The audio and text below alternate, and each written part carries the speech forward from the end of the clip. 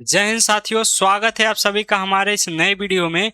तो आज के इस क्लास में हम दो चर वाले रैखिक समीकरण का मोस्ट इम्पोर्टेंट सब्जेक्टिव क्वेश्चन करने वाले हैं, जो कि सीधे आपके बिहार बोर्ड 2027 के एग्जाम में देखने को मिलेंगे।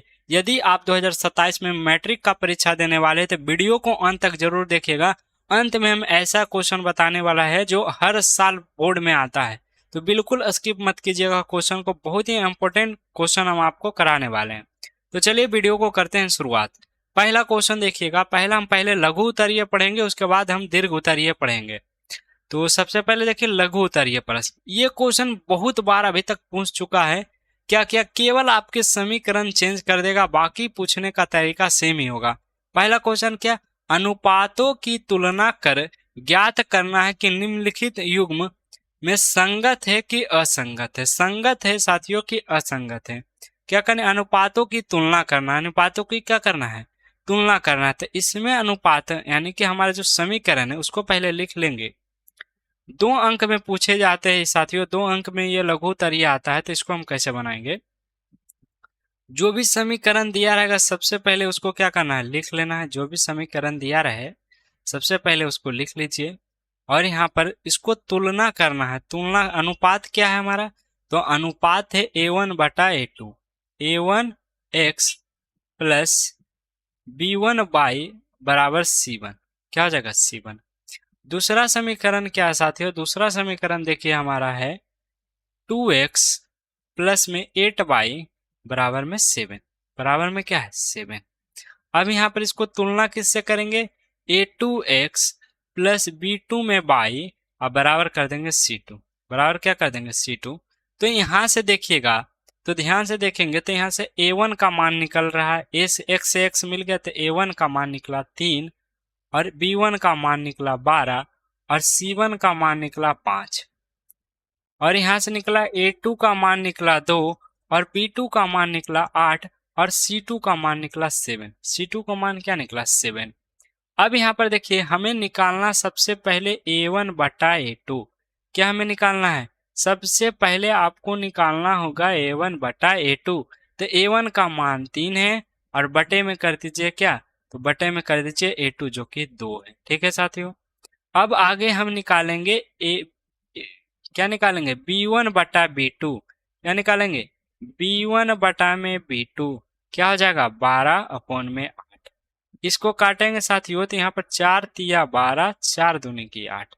ये देखिए 3/2 आया। ये दोनों तो आपस में बराबर है। चलिए तीसरा निकालते हैं, C1/C2। तीसरा निकालेंगे C1/C2। यहाँ पर C1 का मान दिया है 5/7। अब ध्यान से देखेंगे, ध्यान से देखने पर हमें क्या कौन सा पद्धति आपको नजर आ रहा है। तो यहाँ पर देखिए A1/A2 तो बराबर है, B1/B2 भी बराबर है, लेकिन नहीं बराबर है C1/C2। यहाँ पर कौन सा प्रॉपर्टी आया, यहाँ पर दो गो तो आपस में बराबर है, दो गो तो आपस में बराबर है, और लेकिन तीसरा बराबर नहीं है। इस स्थिति को हम कहते हैं कोई हल नहीं। कोई हल नहीं, इसको हम क्या कहते हैं, कोई हल नहीं। जब ऐसा स्थिति आ जाए तो इसका हो जाता है कोई हल नहीं। क्या हो जाएगा, कोई हल नहीं। अब कोई हल नहीं होगा तो, लेकिन यहाँ पर पूछा संगत है कि असंगत।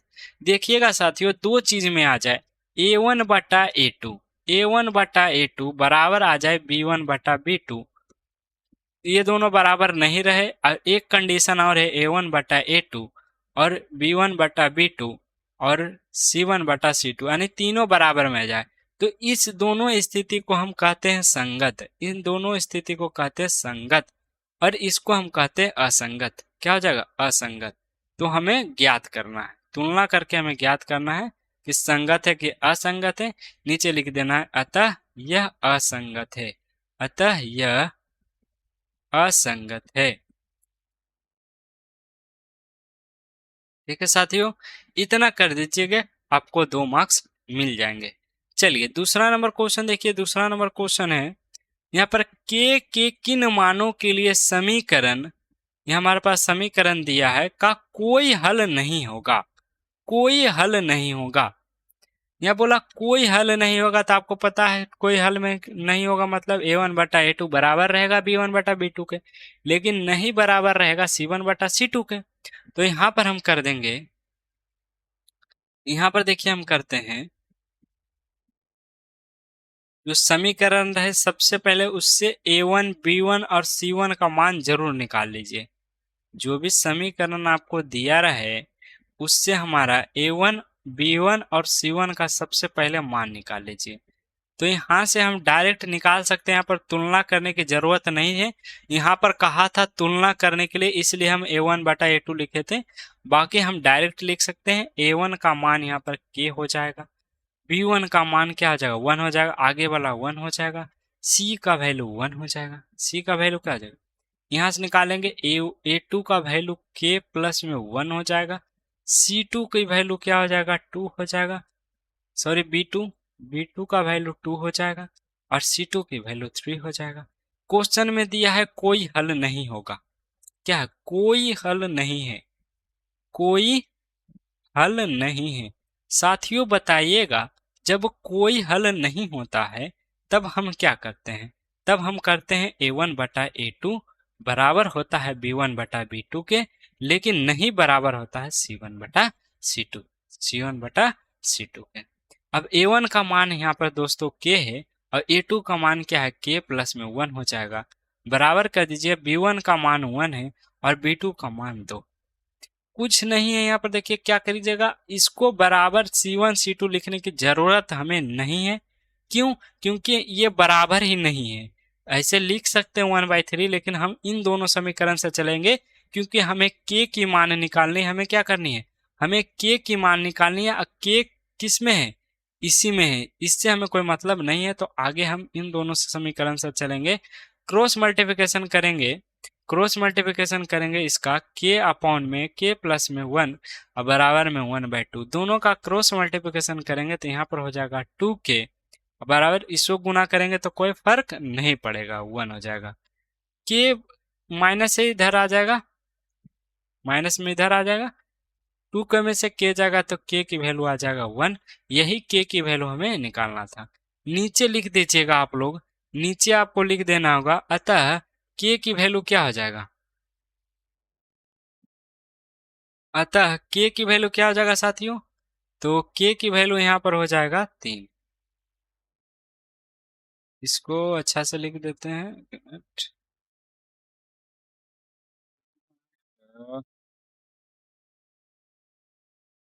चलिए साथियों, यहाँ पर अतः लिख देगा नीचे, अतः अतः K का मान, सॉरी एक में हो गया, K का मान, K का मान बराबर में 1, इतना लिख दीजिएगा। 2 मार्क्स आपको पूरे मिल जाएंगे साथियों।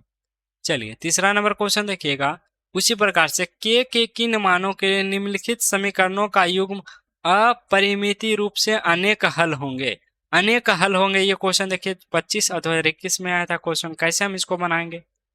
तो देखिए अनेक हल बोल दिया, अनेक हल बोला तो क्या होगा, सबसे पहले क्या करना है, समीकरण से A1 A2 B यानी A1 B1 C1 का मान पहले निकालना होगा। 3 बाई ये बराबर है माइनस, उधर कर दीजिए प्लस, K माइनस में 3 हो जाएगा और 12x प्लस में K/, और बराबर में कर दीजिए, उधर चला जाएगा प्लस में। यहाँ से हम A1 B1 C1 का मान निकाल लें, तो यहाँ से A1 का मान निकालेंगे K, B1 का मान निकालेंगे 3 और C1 का मान निकालेंगे -3। A2 का मान निकालेंगे 12 और B2 का मान क्या निकालेंगे, जो कि हो जाएगा K, और C2 का मान निकाल देंगे K। C2 का मान क्या निकाल देंगे K। यहाँ बोला अनेक हल, क्या है साथियों, यहाँ है अनेक हल, अनेक हल, अनेक हल। अनेक हल में क्या होता है, A1/A2 रहता है, बराबर रहता है B1/B2 के, और बराबर रहता है C1/C2 के, यानी कि कोई भी किसी के बराबर हम कर सकते, कोई भी किसी के बराबर कर सकते। A1 का मान K है, अपॉन में A2 का मान क्या है, A2 का मान 12 है, बराबर B1 का मान 3 है, अपॉन में B2 का मान K है, और बराबर यहाँ पर k-3 है, k-3, C1 का मान k-3 है, अपॉन में C2 का मान k है। अब साथियों तीनों आपस में बराबर हैं, तो जैसे आप चाहें वैसे निकाल लीजिए, मान हमेशा वही आएगा। तो ज्यादा प्रीफर कीजिए जिसमें कम कैलकुलेशन करना हो पड़े उसी को गुना कीजिए, क्योंकि तीनों आपस में बराबर है। कोई भी किसी, ये दोनों आपस में बराबर कर सकते हैं, इस दोनों को बराबर कर सकते हैं, और इसको भी बराबर कर सकते हैं, वो अपने अनुसार है। तो ज्यादा कोशिश करिएगा जिसका कैलकुलेशन आसान हो, जैसे कि इन दोनों को बराबर करेंगे तो हमें आराम से कैलकुलेशन कर सकते हैं। तो इसी इन दोनों को ही बराबर करते हैं, क्रॉस मल्टीप्लिकेशन कर देते हैं, तो क्या आ जाएगा, के गुना के का स्क्वायर हो जाएगा, ठीक है। और यहाँ पर 12 × 36 हो जाएगा, स्क्वायर हटेगा साथियों तो रूट चढ़ जाएगा, 36 आ जाएगा। के की वैल्यू यहाँ पर +-6 आ जाएगा, यानी कि के की वैल्यू एक +6 आएगा, एक -6 आएगा। आप इसको भी कीजिएगा तो मान वही आएगा, आप इसको भी कीजिएगा, इसमें और ज्यादा प्रक्रिया बढ़ जाएगा, गुणनखंड करना पड़ेगा आपको, मान वही आएगा, गुणनखंड करना पड़ेगा आपको, ठीक है साथियों। तो यही मान आएगा, आप करके देख सकते हैं, कोई दिक्कत वाली बात नहीं है, दोनों में मान वही आएगा। तो के की वैल्यू प्लस और माइनस दोनों हो जाएगा। चलिए चौथा नंबर क्वेश्चन देखिए, उसी प्रकार से के का मान ज्ञात कीजिए जिसके लिए रैखिक समीकरण युग्म का अद्वितीय हल है। अद्वितीय हल में क्या होता है, ये क्वेश्चन देखिए 2026 में आया है। क्वेश्चन क्या आया है, 2026 में आया है, तो इसको हम कैसे सॉल्व करेंगे। तो यहाँ पर देखिएगा, जो भी समीकरण दिया रहे उसको लिख लीजिए, जो भी समीकरण दिया रहे उसको सबसे पहले लिख लीजिए। क्या दिया है, के x प्लस में 10y बराबर में 0। a1 b1 c1 का मान निकालना है साथियों, बिल्कुल निकाल सकते हैं। यहाँ से a1 का मान निकालेंगे 3, b1 का मान निकालेंगे 5 और c1 का मान निकालेंगे 0। a2 का मान निकालेंगे k और b2 का मान निकालेंगे 10 और c2 का मान निकालेंगे 0। अद्वितीय हल, अद्वितीय हल में क्या होता है, अद्वितीय हल में क्या होता है, ये सभी को बिल्कुल याद होगा। अद्वितीय हल, अद्वितीय हल में क्या होता है साथियों, अद्वितीय हल में होता है a1 बटा a2 और नहीं बराबर है b1 बटा b2 के, दोनों के बराबर नहीं है। तो क्या करेंगे, अब a1 का मान पुट कर देते हैं 3 अपॉन a2 का मान क्या हो जाएगा k, नहीं बराबर है b1 यानी कि 5 अपॉन में 10 हो जाएगा, नहीं बराबर है काट देते हैं, 5 दूनी के 10 हो जाएगा, 1/2 हो जाएगा। यहाँ आ जाएगा फाइनल 3 बटा के बराबर में हो जाएगा 1/2, यानी कि नहीं बराबर है। क्रॉस मल्टीप्लिकेशन करेंगे, के नहीं बराबर रहेगा 2 के। अब बोलिएगा सर नहीं बराबर है तो के का मान क्या आएगा, तो यही आंसर आएगा इसका। अद्वितीय हल बोलेगा तो यही वाला लगाइएगा, ठीक है, आसानी से इसको बना सकते हैं। चलिए 5वां नंबर क्वेश्चन देखिए, सेम ये क्वेश्चन आया है समीकरण युग्म का, क्वेश्चन 2026 के सेकंड सिटिंग में आया था, प्रतिस्थापन या विलोपन विधि से सॉल्व करते हैं। देखिए ये क्वेश्चन में प्रतिस्थापन विधि दिया गया है 6ठा नंबर क्वेश्चन में, तो इसमें हम विलोपन विधि से सॉल्व करते हैं। विलोपन विधि क्या होता है ये हम सभी जानते हैं। विलोपन विधि होता है किसी एक टर्म को हमको विलुप्त करना, किसी एक टर्म को हमको विलुप्त करके आंसर लाना है।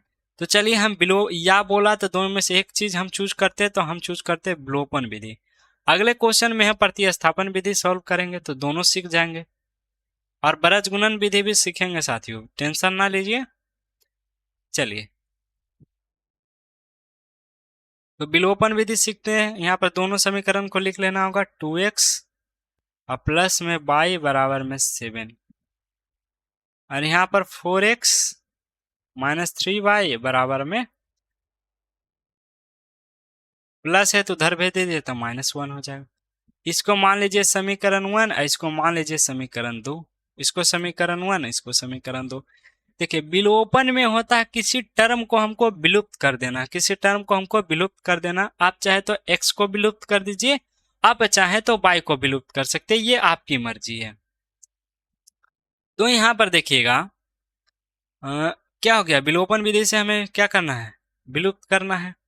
तो हम y को चूज करते कि हम y को हमको विलुप्त कर देना है। तो विलुप्त करने के लिए दोनों आपस में बराबर होगा तो ही कटेगा। यहाँ पर देखिए, तो गुना कर देंगे इसको 3 से, इसको कर देंगे गुना 1 से, तो ये दोनों बराबर हो जाएगा, तो ये विलुप्त हो जाएगा। और एक साथियों और यहाँ पर, जब दोनों समीकरण में प्लस प्लस रहे, ये चीजें याद रखिएगा, प्लस प्लस या माइनस माइनस, जब दोनों समीकरण में प्लस प्लस रहे, ये नियम याद कर लीजिए। थोड़ा सा नियम बहुत इंपॉर्टेंट है, बेसिक से बस, लेकिन बहुत इंपॉर्टेंट है इस विधि के लिए। यहाँ पर प्लस प्लस प्लस वाला कॉन्सेप्ट नहीं लगेगा, माइनस माइनस वाला कॉन्सेप्ट नहीं लगेगा। जब हम कैसे पता चलेंगे कि किसी समीकरण में हमको गुना करना है कि यानी कि घटाना है कि जोड़ना है? देखिए, सेम चिन्ह रहेगा तब आपको क्या करना है, घटाना है, और विपरीत चिन्ह रहेगा तो जोड़ना है। केवल ये याद रखिएगा, जब सेम चिन्ह हो तो घटा दीजिएगा, जब विपरीत चिन्ह हो तो जोड़ दीजिएगा। तो यहाँ पर देखिए क्या है, विपरीत चिन्ह है तो मतलब हम जोड़ेंगे, विपरीत चिन्ह है मतलब हम क्या करेंगे, जोड़ेंगे। तो यहाँ पर लिखना होगा आपको, समीकरण 1 को 3 से, 1 को 3 से तथा तथा तथा समीकरण समीकरण समीकरण 2 को 1 से गुना कर क्या करेंगे यहाँ पर साथियों, जोड़ना है। जोड़ने पर जब आपको विपरीत चिन्ह, जिसको आप घटा रहे हैं उसमें विपरीत चिन्ह देखना है। जिसको आप घटा रहे, तो हम बाई को घटा रहे, खत्म कर रहे थे, विलुप्त कर रहे थे, तो यहाँ पर हम बाई पर ध्यान देंगे। तो बाई नीचे हो जाएगा, क्या हो जाएगा, दोनों को हम गुना करके अब घटाते हैं, दोनों को गुना करके घटाते हैं, जोड़ते हैं, सॉरी। तो यहाँ पर क्या हो जाएगा, 3 दूनी 6x हो जाएगा, और प्लस में हो जाएगा 3y, और बराबर में हो जाएगा 27। बाकी नीचे गुना करेंगे तो सेम ही रहेगा, कोई फर्क नहीं पड़ेगा, तो हो जाएगा -1। जोड़ रहे हैं तो ये से तो ये कट जाएगा साथियों, यहाँ 6 4 क्या हो जाएगा 10, और 20 में से एक जाएगा तो 21 में से एक जाएगा तो हो जाएगा 20, काटेंगे हो जाएगा 2। x की वैल्यू क्या आ गया, 2 आ गया, x की वैल्यू हमें 2 प्राप्त हो गया। तो जब हमें x की वैल्यू प्राप्त हो चुका है तो हम y की वैल्यू आराम से निकाल सकते हैं। यहाँ लिखेंगे x का मान समीकरण 1 में रखने पर आप चाहें तो 2 में भी रख सकते हैं, कोई दिक्कत नहीं है। समीकरण 1 में रखते हैं, तो समीकरण 1 क्या था, 2x, वो वाला समीकरण लीजिएगा, गुना करके वो वाला नहीं। 2x प्लस y बराबर 7, 2 x की वैल्यू 2 प्लस y बराबर हो जाएगा 7, y की वैल्यू क्या आ जाएगा 7, ये हमारा 2 दूनी 4 प्लस है, उधर चला आएगा माइनस में, y की वैल्यू क्या आ गया 3। तो यहाँ पर लिख देना होगा, अतः एक मिनट, एक लेआउट ले लेते हैं, एक मिनट रुकिएगा, एक लेआउट लेते हैं। ये तो थंबनेल ही आ गया। एक ही क्वेश्चन में पूरा नहीं पढ़ेंगे साथियों एक ही वीडियो में, तो टेंशन ना लीजिए कि इतना सारा क्वेश्चन है, पार्ट पार्ट बाय करके पढ़ेंगे। सभी सब्जेक्टिव क्वेश्चन को करवा रहे हैं, इसलिए थोड़ा सा ज्यादा लग रहा है। इसको डिलीट कर देते हैं। चलिए अब जोड़ते हैं, तो नीचे लिख दीजिएगा, अतः x की वैल्यू क्या आया 2, और y की वैल्यू क्या आया 4। ये फाइनल आंसर है, 2 नहीं सॉरी 2 और 3 आया, 2 और 3 आया, तो 2 और 3 आया। कंप्लीट साथियों, विलोपन विधि सीख गए होंगे कैसे बनाना है।